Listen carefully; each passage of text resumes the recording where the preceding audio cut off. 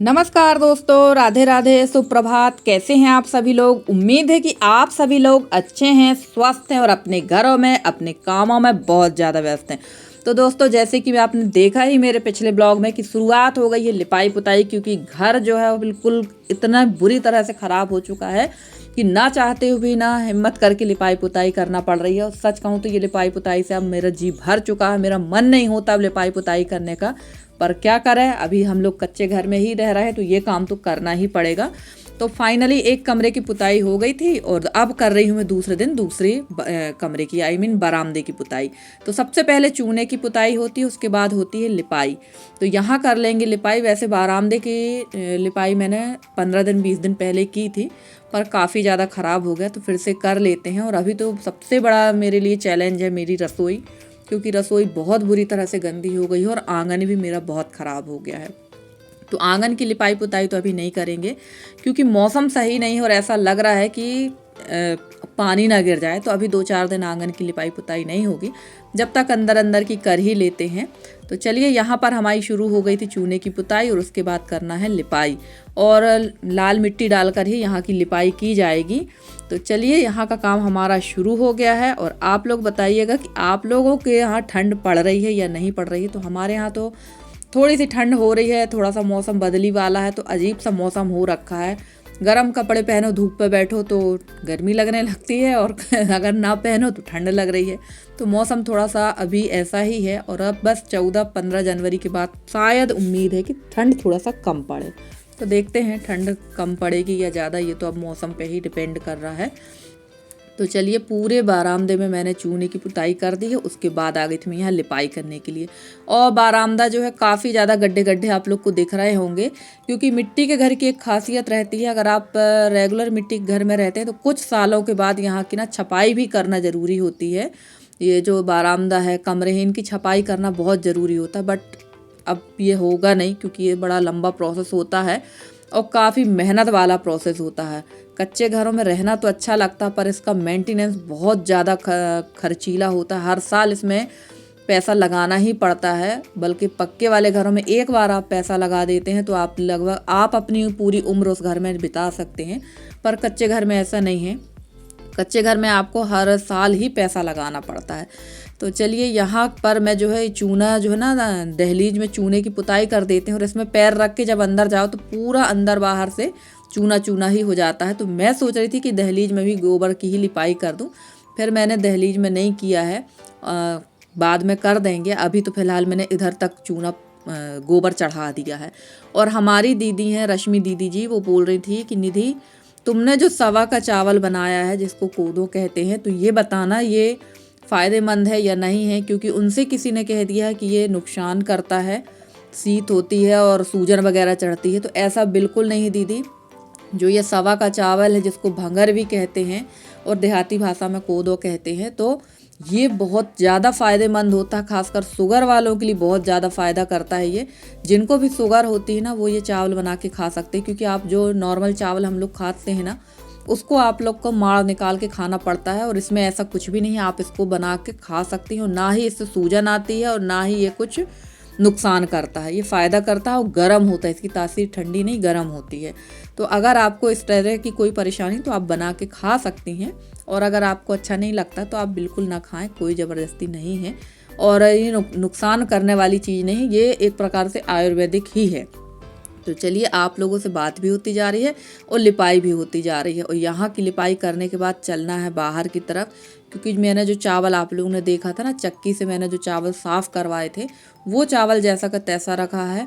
तो उसको मुझे साफ़ करना है। अब आप कहेंगे कि मजदूर लगी हुई थी तो आपने उससे साफ़ नहीं कराया। तो मजदूरों का काम ऐसा ही, मजदूर लोग अपने हिसाब से काम करते हैं, क्योंकि उनको काम फटाफट ख़त्म करके दूसरे के घर नहीं जाना है, उनको तो अपनी मजदूरी बढ़ाना है। और जो धान आपने देखी थी जो रखी हुई थी ना, वही धान में उसको सिर्फ 2 दिन लग गए। तो फिर मैंने तीसरे दिन बुलाने की हिम्मत नहीं की। मैंने कहा भैया मैं खुद ही कर लूँगी। वैसे तो मुझे लिपाई पुताई भी करवाना था और मैंने ये सोच के रखा था कि 2 दिन में शायद सारा काम कंप्लीट हो जाए, पर ऐसा नहीं हुआ। जस्ट उसके अपोजिट हुआ। 2 दिन केवल उसने धान ही साफ़ की थी, और एक दिन शुरू दिन तो उसने चावल जो है चक्की से बनवा के ले आए थे, मतलब साफ़ करवा के ले आए थे। और बाकी का पूरा टाइम जो उसका धान साफ़ करने में ही लग गया 2 दिन। तो फिर मैंने ये काम नहीं करवाया। वैसे मैंने उसको बुलाया तो लिपाई पुताई के लिए ही था और ये चावल पूरी तरह से साफ़ कराने के लिए। पर हो गया, मज़दूर तो मज़दूर हैं, अपनी दिहाड़ी के हिसाब से काम करते हैं। उन लोग जल्दी काम निपटाने के चक्कर में नहीं रहते, उनको यही लगता है कि भाई हमारा काम बढ़ा रहे। तो चलिए वहाँ की लिपाई करके बिल्कुल मैं मेन गेट के सामने ये पाल बिछा के बैठ गई हूँ, क्योंकि ना आंगन में अगर मैं ये करूँगी तो आंगन में इसकी पूरी डस्ट फैलेगी और आंगन में कपड़े वगैरह भी डले हुए थे। तो मैंने बाहर ही यहाँ बिछा कर बैठ गई हूँ। और सबसे पहले ये जो चावल है ना, इनको निकाल लेंगे तो जो खंडा चावल है वो नीचे गिर जाएगा और जिसमें जितना भी इसमें डस्ट होगी, जिसको कोड़ा कहते हैं, वो भी नीचे इसमें गिर जाएगा खंडा के साथ में। तो मेरे को इसको फटकने में बहुत सहूलियत हुई, वरना इतना चावल फटकते फटकते तो मेरी हालत ख़राब हो जाती, क्योंकि ये 35 किलो था।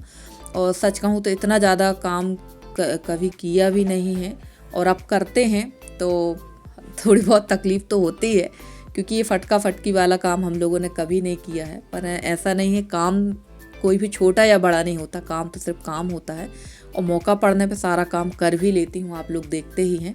तो अब इसके लिए फिर से मुझे उसको बुलाना पड़ता और वो फिर एक दिन पूरा लेती और 200-250 रुपये मेरे फिर लग जाते।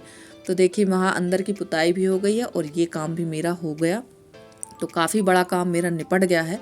और सच कहूँ तो इसके बाद मेरे हाथ पैर में दर्द भी काफ़ी हुआ था। तो चलिए यहाँ ये चावल साफ़ करके रख देंगे और जो खंडा है वो अलग रख दिया है, अलग रख देंगे। और जो कहना चाहिए साफ वाले चावल थे जो मैंने चलनी से चाले थे, वो चावल मैंने अलग रख दिए हैं। तो चावल का काम जो होता है, जो घर में चावल वगैरह रहते हैं ना, उनमें काफ़ी लंबा प्रोसेस करना पड़ता है। धान आएगी, धान साफ़ कराना पड़ता है, सुखाना पड़ता है, उसके बाद चावल आता है, फिर उसको चावल की जो डस्ट होती है वो अलग करना पड़ता है, खंडा अलग करना पड़ता है। और मार्केट वाला जो चावल रहता है उसमें ये सारी प्रोसेस नहीं रहती है, सीधे आप लाओ, बोरी लाओ, अपना निकालो और बना लो। पर गांव में जो घर के चावल होते हैं उनमें थोड़ा प्रोसेस काफ़ी लंबा रहता है। और नहाने धोने के बाद मैं सीधे मिल रही हूँ आपसे अब लगभग 3:30-4 बजे के बाद, क्योंकि उसके बाद मेरी कोई हिम्मत नहीं हुई कि मैं कोई क्लिप बनाऊँ। और जो क्लिप मैंने बनाई वो मैं आपको अगले वीडियो में शेयर करूंगी, क्योंकि यही वीडियो ऑलरेडी काफ़ी लंबा था और अगर वो सारी क्लिप मैं इसमें जोड़ देती ना तो और ज़्यादा लंबा वीडियो हो जाता। और यहाँ मैं बैठ गई थी अचार में तेल डालने के लिए। तो यहाँ रखा हुआ था सूरन का अचार, आंवले का अचार और मिर्च का अचार। तो सूरन का अचार मेरी मम्मी ने बना के भेजा है, आंवले का अचार तो मैंने ही बनाया था, और मिर्च का अचार तो देवरानी को ऑर्डर दे दिया था कि भैया तुम बनाओगी। तो उसने मेरे लिए काफ़ी सारा मिर्च का अचार भेजा है, क्योंकि वो मिर्च का अचार बड़ा अच्छा बनाती है। तो मिर्च का अचार वही बना के लाई थी और काफ़ी सारा अचार था ये। वैसे तो वो कह रही थी कि 1 किलो मिर्च का है, बट मुझे नहीं लग रहा कि 1 किलो का, ये ज़्यादा है, क्योंकि ये जो भरनी है ये पूरी मैंने दबा के भर दी थी, फिर भी मिर्च का अचार ज़्यादा था। तो ये थोड़ा सा ही निकाल लेंगे हम दूसरी बरनी में, तो वो डेली के लिए काम आ जाएगा। वैसे लाल मिर्च का अचार ज़्यादा कोई खाता नहीं है, हरी मिर्च रहती है उस समय तो चटनी हरी मिर्च ही लोग ज़्यादा पसंद करते हैं। थोड़ा सा बारिश के टाइम पे मिर्च वगैरह का अचार अच्छा लगता है। और यहाँ पर मैं ये जो इस बरनी में भी अचार लेकर आई थी वो, और ये कागज़ जो इसमें रैपर लगा हुआ था वो जैसे ही मैंने निकाला ना, तो इसमें थोड़ा सा ऊपर साइड की तरफ मिर्च जो थी वो मेरी आँख में चली गई थी। और ये देखिए यहाँ पर जो मिर्च वाला जो तेल था वो मेरी आँख में एकदम से चला गया था, काफ़ी तकलीफ़ हो रही थी। तो चलिए यहाँ पर इसमें मैंने थोड़ा सा कपड़े में भाप से अपनी आँख को फूंक लगा लिया था, तो इससे जल्दी ठीक हो जाता है। और काफ़ी दिनों से ये काम पेंडिंग था, तो ये काम भी करना ज़रूरी है था, क्योंकि अचार वगैरह जब बनाओ तो इसमें तेल डालना ज़रूरी है। और सरसों का तेल मेरे पास था नहीं, तो वो मैंने बुलवाया, क्योंकि सरसों का तेल जो है हम लोग इकट्ठा ही बुलवा के रख लेते, थोड़ा थोड़ा नहीं बुलवाते। और ये है फ्लैक्स सीड का तेल, यानी अलसी का तेल है। अलसी काफ़ी दिनों से मेरे पास रखी हुई थी, तो मैंने थोड़ा सा इसका तेल बनवा लिया है और वो यहाँ वहाँ फेंकी जा रही थी। और इसका तेल बहुत ज़्यादा फ़ायदेमंद होता है, आप खा भी सकते हैं और नहीं भी खा सकते, पर उसका टेस्ट थोड़ा सा चेंज होता है। तो उसको खाने के लिए उपयोग नहीं करेंगे, दिया बत्ती में लगाने के लिए उपयोग कर लेंगे, या फिर सरसों के तेल में मिला कर खा लेंगे। तो चलिए यहाँ मैं आ गई थी, वहाँ अचार का काम करके मैं आ गई थी यहाँ पर कचौड़ी बनाने के लिए। तो मैंने ले लिया 1 कटोरी आटा, 1 कटोरी मैदा, इसमें डाल दिया है नमक, अजवाइन, सोडा और डाल लेंगे मोइन, और बढ़िया सा डो तैयार करेंगे। और मेरे हाथ तो भैया कोई भी आटा आप लगवाओगे ना आटा गीला ही मिलना है आपको। आप लोग अगर कभी मेरे से बोलेंगे भी कि आटा गूँथ दो, आटा तो गूँथ दूंगी, मुश्किल से 5 मिनट लगेगा आटा गूँथने पर, इतना गीला हो जाएगा ना कि आप लोग मेरे से दोबारा कभी नहीं बोलेंगे कि भैया आटा गूँथ दो। क्योंकि मेरे घर में मेरी देवरानी, जेठानी, ननंद लोग हैं ना, वो कभी नहीं कहती हैं, अगर उनको रोटी बनाना होगी या बेलना होगा मेरे साथ, तो वो मेरे से कभी नहीं कहती कि तुम आटा गूँथो। वो कह देंगे हम खुद गूँथ देंगे और रोटी भी बेल देंगे। तो यहाँ पर जो है मैंने आटा मुझे सख्त लगाना था, पर ये हो गया था एकदम लचीला। तो आप लोग जब भी कचौड़ी बनाएं थोड़ा सख्त आटा ही लगाना। और मटर तो मैंने उबाल रखे थे, जब मैं अचार में तेल डाल रही थी तभी मैंने मटर उबलने रख दिए थे। और अदरक लहसुन मिर्ची का पेस्ट बना के रख लिया। और यहाँ पीस लेंगे मटर। और मिक्सी मेरी ख़राब है, कई बार आप लोगों से बता चुकी हूँ, बता बस रही हूँ, सुधर नहीं रही है। तो अब देखते हैं कब मुहूर्त बनता है उसका सुधरने का। वैसे मुझे नई मिक्सी लेना है, पर अभी नहीं ले पा रही हूँ, लूँगी बाकी। और मैं सोच रही हूँ कि जब नए घर में ही शिफ्ट हो जाए तभी सारा सामान ले, क्योंकि फिर शिफ्टिंग में भी काफ़ी ज़्यादा दिक्कत होना है, बहुत सारा सामान लाना ले जाना होगा। और सबसे बड़े चिंता का विषय जो है वो यही है कि इतना सारा सामान जाएगा कैसे, कैसे सामान ले जाएंगे, कैसे शिफ्ट करेंगे, कैसे जमाएंगे। तो चलिए वो सब बात की बात है, वो तो होता ही रहेगा। और मटर मैंने यहाँ उबाल के इस तरह से पीस लिया मोटा मोटा, बहुत ज़्यादा बारीक नहीं किया था मैंने, थोड़ा मोटा ही रखा था। और यहाँ जला ली है चूल्हा, कढ़ाई चढ़ा दी। बाहर बनाना था मुझे, पर बाहर मौसम बहुत ज़्यादा ख़राब था, ऐसा लग रहा था जैसे बारिश हो जाएगी। तो फिर मैंने अंदर ही चूल्हा जला लिया और थोड़ी सी डाल दी है हींग, राई, जीरा, सौंफ, और उसके बाद अदरक लहसुन का पेस्ट डाल दिया है। और यहाँ पर थोड़ा सा ये भुन जाएगा तब हम डाल देंगे इसमें थोड़ी सी हल्दी, धनिया पाउडर, और बाकी के जो बेसिक से मसाले होते वही डालेंगे, ज़्यादा मसाले उतने अच्छे नहीं लगते हैं। और कचौड़ी मैं बनाऊंगी थोड़ी सी खट्टी मीठी सी। तो यहाँ पर देखिए थोड़ा सा धना और हल्दी डाल दिया, और ये डाल दिया है मैंने मटर। और अब इसमें डालेंगे थोड़ा सा काला नमक, उसके बाद डाल देंगे इसमें अमचूर पाउडर, और डालेंगे थोड़ी सी चीनी, गरम मसाला। अगर आपके पास चाट मसाला हो तो आप वो भी डाल सकते हैं, मेरे पास चाट मसाला नहीं था इसलिए मैंने अमचूर पाउडर डाल दिया था। और उसमें डाल दी थी थोड़ी सी चीनी। और ये देखिए यहाँ पर थोड़ी सी चीनी भी डाल दी है, शक्कर डाल दी है। और उसके बाद ये डाल रही थी मैं अमचूर पाउडर। और ये मार्केट वाला अमचूर पाउडर ये बिल्कुल भी खट्टा नहीं था। बाद में मुझे ना थोड़ा सा 2 चम्मच करीब इसमें नींबू का रस डालना पड़ा। अगर आपके पास घर का अमचूर पाउडर है तो बहुत अच्छा, मार्केट वाला उतना अच्छा नहीं रहता है। तो चलिए यहाँ पर मसाला को मैंने कम से कम 15 मिनट तक भूना था। और काफ़ी भूनने के बाद जब इसका पानी सूख गया तब मैंने इसको लिया है। और मेरे से एक मिस्टेक हो गई कि मैं इसमें डालने वाली थी भुना हुआ बेसन, वो मैं डालना ही भूल गई थी। तो आप लोग थोड़ा सा बेसन 2 चम्मच करीब ज़रूर डालिए, ताकि इसका जो पानी है वो जल्दी ख़त्म हो जाएगा। तो मैं वो नहीं डाल पाई हूँ, आप लोग ज़रूर डालना। बाद में मुझे ध्यान आया कि यार मैंने इसमें बेसन तो डाला ही नहीं है। तो चलिए फटाफट से बना लेते हैं कचौड़ी। और कचौड़ी तो बहुत बढ़िया बनी थी, बस थोड़ा सा जो ये आटा था ना वो बिल्कुल नरम हो गया था, एकदम लचीला हो गया था। थोड़ा सा सख्त अगर आटा होता तो और भी बढ़िया बनती कचौड़ी। तो चलिए यहाँ बना लेते हैं फटाफट से कचौड़ी। और टाइम काफ़ी ज़्यादा हो गया था, क्योंकि ना कल का जो दिन था ना, पूरा दिन मेरा आने जाने वाले लोगों में ही ख़राब हो गया। और कभी कभी मुझे काफ़ी गुस्सा आती, क्योंकि काम जब रहता है कोई आता ना तो बहुत गुस्सा आती है।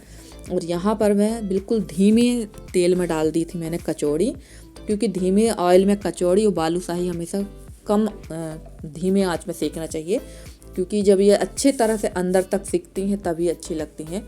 और सच कहूँ तो कचौड़ी ना मैदा वाली ही अच्छी लगती है। मुझे ऐसा लग रहा था कि मैंने आटा डाल के गलती कर दी है। अगली बार से जब भी मैं बनाऊँगी ना तो आटा नहीं डालूँगी, मैदे से ही बनाऊँगी, क्योंकि ना मैदे का टेस्ट अलग होता है और वो ज़्यादा अच्छी लगती है मुझे। पर मैदा नुकसान भी बहुत ज़्यादा करता है, तो मैंने सोचा चलो थोड़ा सा आटा भी मिक्स कर लेते हैं। तो चलिए फ्रेंड्स, बन चुकी है हमारी गर्मा गर्म मटर की कचौड़ी। आ जाइए आप लोग भी खाइए। और फ्रेंड्स, आप लोगों को मेरे वीडियो कैसे लगते हैं? अगर आप लोगों को मेरे वीडियो पसंद आते हैं तो प्लीज़ मेरे वीडियो को लाइक करें। चैनल पर नए हैं तो चैनल को सब्सक्राइब करके, जिस तरह से आप लोग अपना सहयोग और स्नेह मेरे साथ बनाए हुए हैं, इसी तरह से आप लोग अपना सहयोग और स्नेह मेरे साथ बनाए रखें। मैं पूरी कोशिश करती हूँ कि आप लोगों के लिए बहुत अच्छे से अच्छी वीडियो लेकर आती रहूँ। और जितने भी मेरे नए सब्सक्राइबर हैं, मैं सबका बहुत बहुत धन्यवाद कहना चाहती हूँ। और ये देखिए, ये लास्ट ट्रिप वाले मेहमान थे। यहाँ फिर मेहमान आ गए थे शाम को, लगभग रात को लगभग 8 बज चुका था। तो चलिए उनको देते हैं फटाफट से गर्मा गर्म कचौड़ी और थोड़ा बहुत नाश्ता। और काफ़ी अच्छा लगा कि मैंने कचौड़ी बनाई हो, कोई मेरे यहाँ आया। तो सबसे पहले उनको सर्व करते हैं, उसके बाद अपन भी खाएंगे। तो चलिए फ्रेंड्स, आज का वीडियो कैसा लगा ज़रूर बताइएगा कमेंट करके। मिलते हैं आपसे अगले वीडियो में, तब तक के लिए दे दीजिए मुझे इजाज़त। Bye bye and take care.